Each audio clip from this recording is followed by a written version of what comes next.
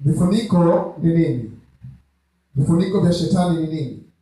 Ni mapazia ya kiroho yanayozuia mtu kuona, kutambua au kupokea kile Mungu amemwandalia,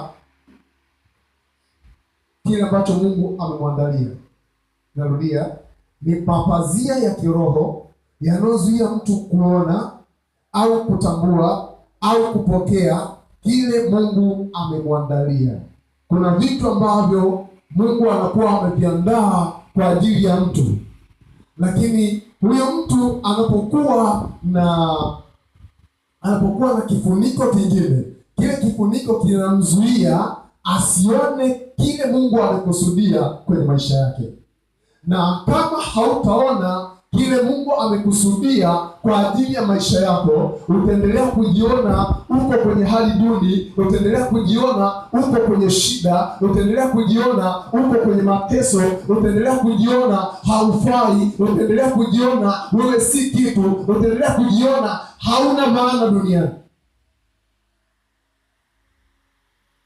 Kwa sababu gani? Kwa sababu adui amekufunika kifuniko. Ngoja nikuambie tena. Kifuniko ni alama fulani inayowakilisha aina ya umiliki au aina ya chombo husika. Mfano, sasa hivi ukichukua chupa ya maji ina kifuniko, lakini ukikitazama tu kifuniko utajua haya ni maji ya afya, haya ni maji ya Kilimanjaro, haya ni maji ya drop, haya ni maji. Kwa sababu ya nini? Ya kile kifuniko. Lakini huwezi kuchukua kifuniko cha Kilimanjaro ukasema haya ni maji ya uhai. Itakuwa ni vitu tofauti, si ndio? Sasa vile vile kwenye maisha yetu kuna kifuniko. Kifuniko kilichokufunika kinawakilisha aina ya ufalme unaotumikia, aina ya ufalme unaoishi. Kifuniko cha kiroho hakionekani kwa namna ya macho ya mwilini, bali kinaonekana katika matokeo ya matendo ya mwilini. Narudia, vifuniko vya kiroho havionekani kwa macho ya kimwili, bali katika hali ya ubinadamu unaweza kuviona katika matokeo, katika matendo. Kwa mtu anaweza kuwa na kifuniko kimemzingira, na hicho kifuniko kwa sababu ni kifuniko cha magonjwa, hakionekani. Kinachoonekana ni ugonjwa. Utaukemea ugonjwa, utaondoka, lakini ni kama unahama kwa muda. Lakini kwa sababu kifuniko bado kimemshikilia, uwe na uhakika kesho atakujia akwambie shida ile ile bado ipo, tatizo lile lile bado lipo. Kwa sababu gani? Kwa sababu kifuniko ndicho kinachomwakilisha. Kifuniko kinakuwakilisha aina ya maisha, kinakuchagulia aina ya maisha, kinakuchagulia aina ya mateso, kinakuchagulia aina ya baraka, kinakuchagulia aina ya mwendo. Uwe na mwendo gani kiuchumi, kifuniko chako kitakwambia. Uwe na mwendo gani kiafya, kifuniko chako kinasema. Uwe mtu wa namna gani, umefunikwa na kifuniko gani. Haleluya, Bwana Yesu asifiwe. Soma kitabu cha Isaya sura ya 30 mstari wa kwanza. Isaya 30 mstari wa kwanza. Isaya 30 mstari wa kwanza. Naomba mtu mmoja anisaidie kusoma.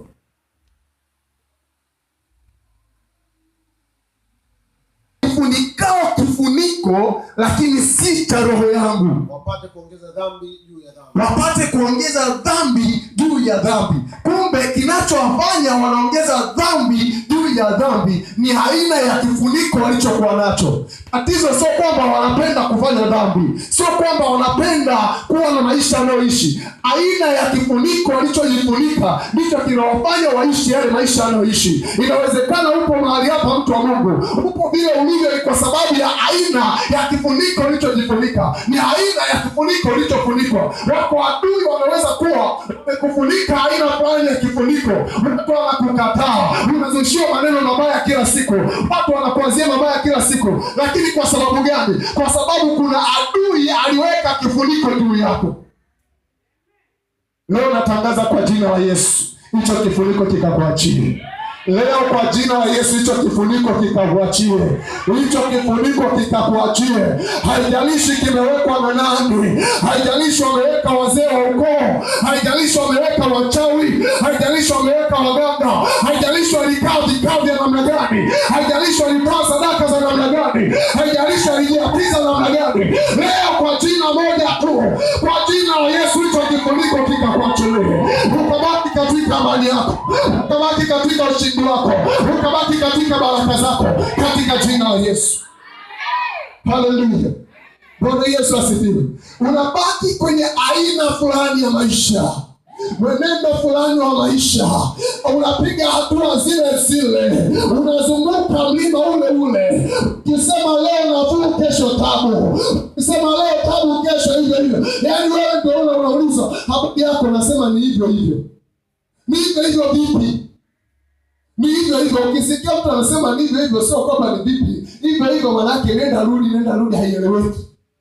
Leo hicho kifuniko kikakuachie kwa jina la Yesu. Hicho kifuniko sio cha kwako. Tunawarudishia wenye vifuniko vyao leo. Tunawarudishia wenye vifuniko vyao leo. Bwana Yesu asifiwe. Nitakuwa na muda mchache wa kuzungumza, lakini nitakuwa na muda mwingi wa kuingia kwenye hiyo kambi. Haleluya. Sema leo tunawaendea kwenye kambi zao. Leo tunawaendea kwenye kambi zao. Tunawarudishia vifuniko vyao. Vifuniko vya kukataliwa, vifuniko vya umasikini, vifuniko vya kuto kuendelea. Tunawarudishia kwa jina la Yesu. Tunawarudishia kwa jina la Yesu. Na popote walipotukamata leo atatuachia. Pigia Yesu makofi.